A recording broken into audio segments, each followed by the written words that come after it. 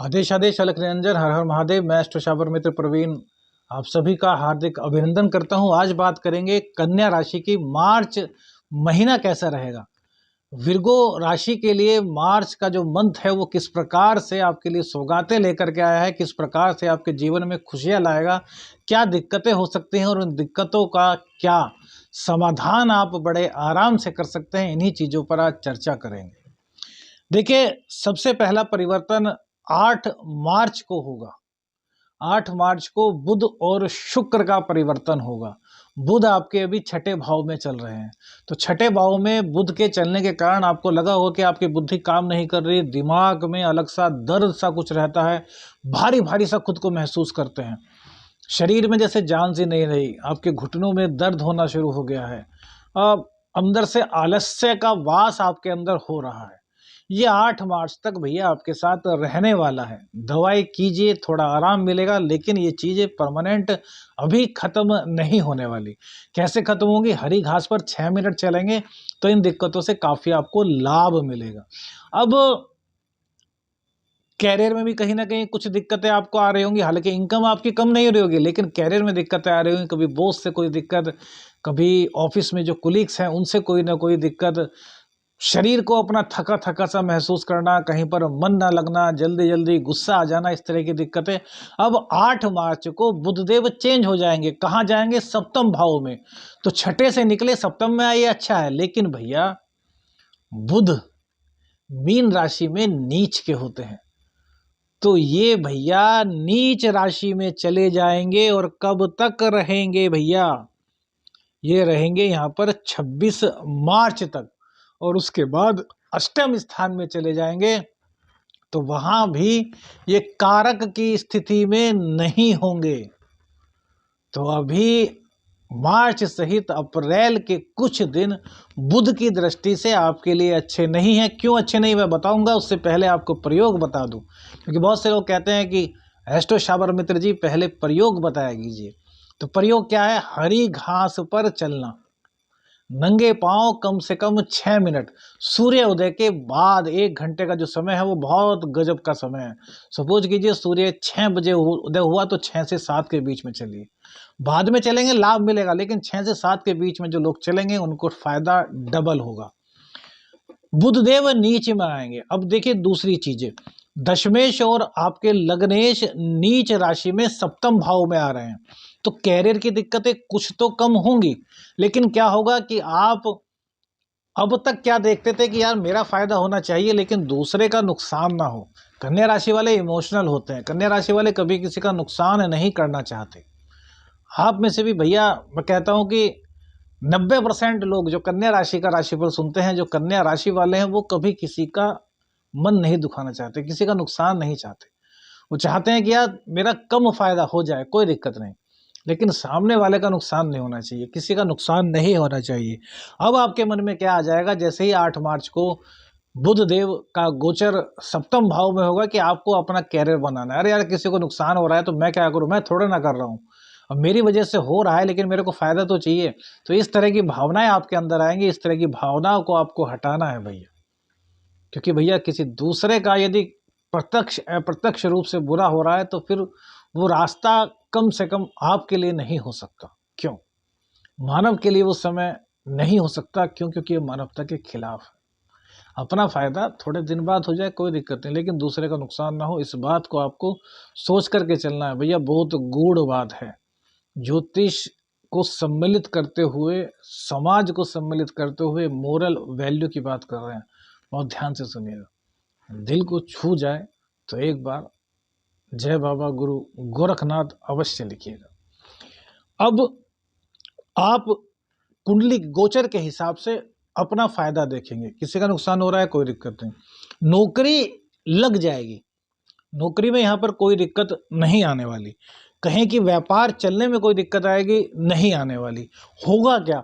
होगा ये कि आपकी भागदौड़ बहुत अधिक बढ़ जाएगी, क्योंकि सप्तम भाव है, राहु के साथ बुध आ रहे हैं। तो क्या करेंगे भैया? दाम्पत्य जीवन में फिर से दिक्कतें और बढ़ेंगी। नीच के बुध हैं राहु के साथ, तो आप साम दाम दंड भेद का प्रयोग करेंगे अपने पति के साथ, अपनी पत्नी के साथ, कुछ गलत कार्यों में इन्वॉल्व हो सकते हैं और ये चाहेंगे कि भैया पता ना चले, नहीं पता चलेगा। ये भी है, इसकी कुंडली में बुध बहुत ही खराब होंगे, इसको पता चलेगा, लेकिन कब पता चलेगा? जब पता चलेगा जब बुध देव का गोचर आपकी वृषभ राशि से होगा, जब नवम भाव में बुध देव आ जाएंगे, तब एकदम खुलेगा और तब विस्फोट होगा। तब कहेंगे कि यार एस्ट्रो शावर मित्र जी ने सही बोला था, हमने क्यों उस टाइम ध्यान नहीं रखा। तो ध्यान रखिए, पति और पत्नी, हो सकता है आप दोनों में दिक्कत हो, क्योंकि राहु दिक्कत करा ही रहा है। तो इन दिक्कतों को दूर करने के लिए आपस में सामंजस्य बिठाइए। हम कहते हैं सामंजस्य नहीं भी बिठा पा रहे, ग्रह हैं, नहीं आपको सामंजस्य बिठा देना चाह रहे, तो थोड़ा कम बात कीजिए, लड़ाई झगड़ा मत कीजिए, लेकिन एक दूसरे को धोखा मत दीजिए, क्योंकि यहाँ पर जब बुध नीच के बैठेंगे तो इस तरह की बातें आपको कराएंगे। क्या उपाय करें? बुध पर यानी कि हरी घास पर चलना है और टॉयलेट क्लीनर से रोजाना या फिर हर दूसरे दिन अपने टॉयलेट को साफ करना है, जो भी कन्या राशि वाले हैं। और जिन दंपत्तियों के, कन्या राशि वालों के दिक्कत आ रही है दाम्पत्य जीवन में, उन दोनों को ही यह उपाय करें। पत्नी सुबह को टॉयलेट साफ कर दें, पति शाम को कर दें, जैसे भी आपको हो, लेकिन करें। 2 बार कर सकते हैं, कोई दिक्कत नहीं, एक सुबह को कर दे, एक शाम को कर दे। देखिए धीरे धीरे कैसे राहु का नेगेटिव प्रभाव आपके जीवन से दूर होता है। ये ऐसे उपाय हैं जिससे आपको लाभ मिलना ही मिलना है। बाकी तो कुंडली विश्लेषण आप करा सकते हैं, कोई ज़्यादा दिक्कतें हैं तो कुंडली विश्लेषण कराइए। स्क्रीन पर जो नंबर है उस पर आप व्हाट्सएप मैसेज कीजिए, कॉल मत कीजिएगा। अब यहीं पर शुक्रदेव का गोचर भी 8 तारीख को ही राशि परिवर्तन होगा। शुक्रदेव अपनी वर्तमान मकर राशि को छोड़ करके कुंभ राशि में आ जाएंगे और सूर्य और शुक्र, शनि अस्त हैं, 16 तारीख तक शनि अस्त हैं। शुक्र और सूर्य यानी कि 8 मार्च से 15 मार्च तक, 14 मार्च तक दोनों साथ रहेंगे, सूर्य और शुक्र। सूर्य क्या है? आपके द्वादशेश हैं, और शुक्र क्या है? आपके भाग्येश हैं, आपके धनेश हैं। भाग्येश और धनेश छठे स्थान में जाएंगे तो यहां पर आपको भाग्य का साथ नहीं मिल पाएगा। हालांकि शुक्र का छठे स्थान में जाना कहीं ना कहीं अच्छा भी होता है, क्योंकि वो एक तरीके से 12वें घर को देखता है, तो 12वें घर में शुक्र अति विशिष्ट कारक होते हैं। तो यहाँ पर हम शुक्र को बुरा नहीं कह रहे, लेकिन भाग्येश हैं आपके धनेश हैं, वो छठे स्थान में जा रहे हैं, तो सेविंग आपकी कहीं ना कहीं नहीं हो पाएगी, भाग्य का साथ आपको कम मिल पाएगा। स्त्रियों के प्रति आपका कुछ व्यवहार कुछ उखड़ा सा रह सकता है, तो स्त्रियों का आपको पूरा सम्मान करना है। अब इसका मतलब यह नहीं कि भाग्य का साथ पूर्ण रूप से नहीं मिलेगा, भाग्य का साथ मिलेगा, क्योंकि छठे स्थान में भी शुक्रदेव कारकत्व की स्थिति में होते हैं, तो भाग्य का साथ तो दिलाएंगे, क्योंकि चतुर्थ और दशम का संबंध भी भाग्य स्थान से देखें तो बनेगा।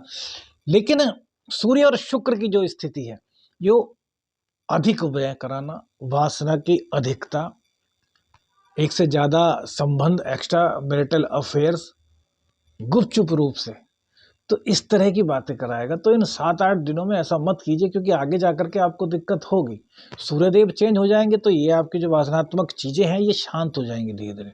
हम कहते हैं वासना भी बुरी नहीं, लेकिन भैया शादी हो गई तो पत्नी के साथ, उसके अलावा भैया नहीं, क्योंकि भैया जो चीज गलत है वो तो गलत है। पाश्चात्य संस्कृति में देखिए क्या होता है, वहाँ बच्चों को पता ही नहीं होता हमारे माताजी पिताजी कौन है।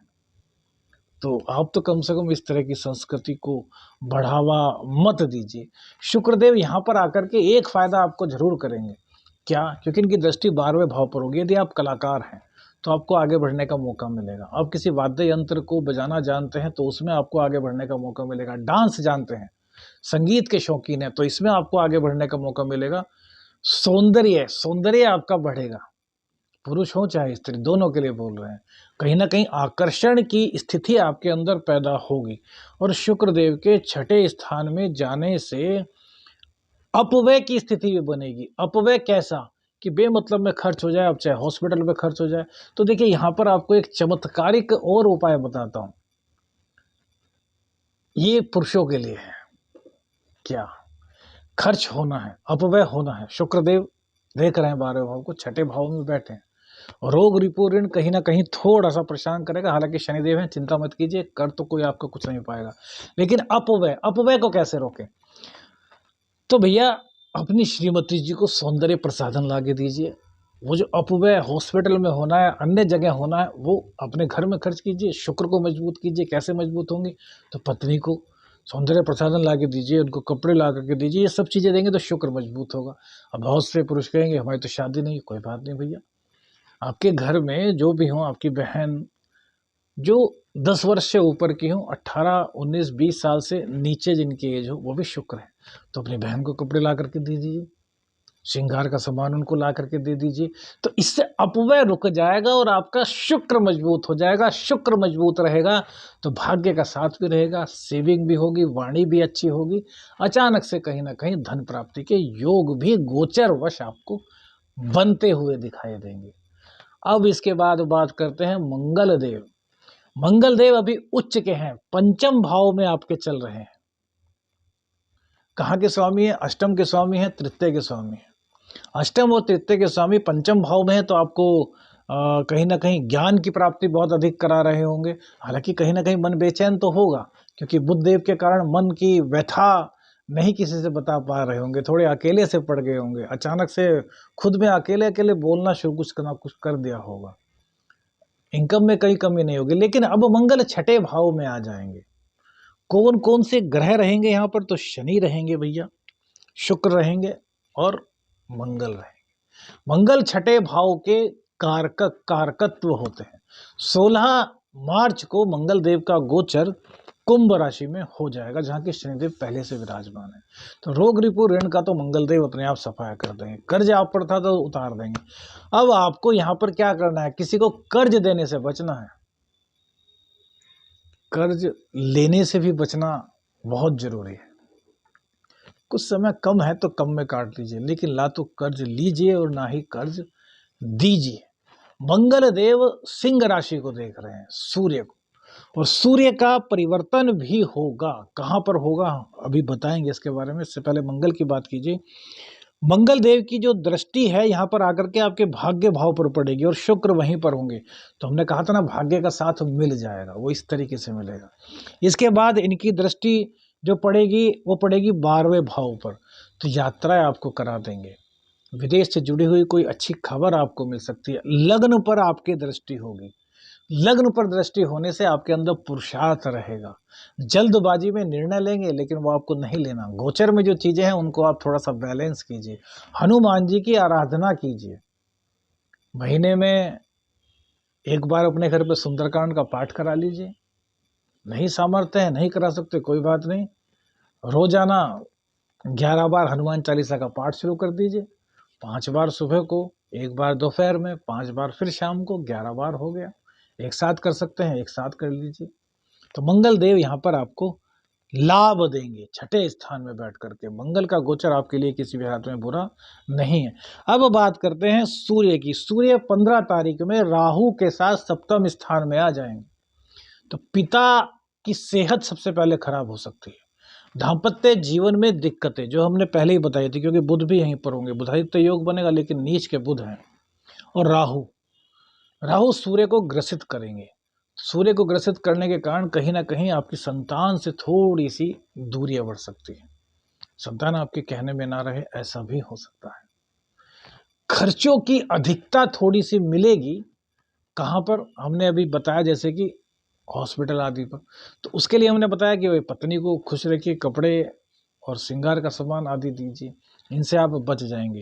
अब सूर्य देव का जो ग्रहण हो रहा है उसका क्या उपाय करें भैया? टॉयलेट को साफ करेंगे, राहु का असर कम होगा।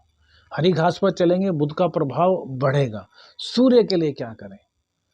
तो भैया सूर्य देव को प्रसन्न करने के लिए एक गिलास लीजिए, उसमें थोड़ा सा गंगा जल डालिए और उसको पानी से भर दीजिए। उसमें थोड़ी सी रोली डालिए, थोड़े चावल डालिए, थोड़ा सा घी डालिए और इस गिलास को लेकर चले जाइए अपनी छत पर, जहाँ की सूर्य देव आपको दर्शन दे, बालकनी जहाँ भी। इस गिलास को हाथ में लेकर के 27 बार गायत्री का पाठ कीजिए। ये अर्घ सूर्य देव को दे दीजिए।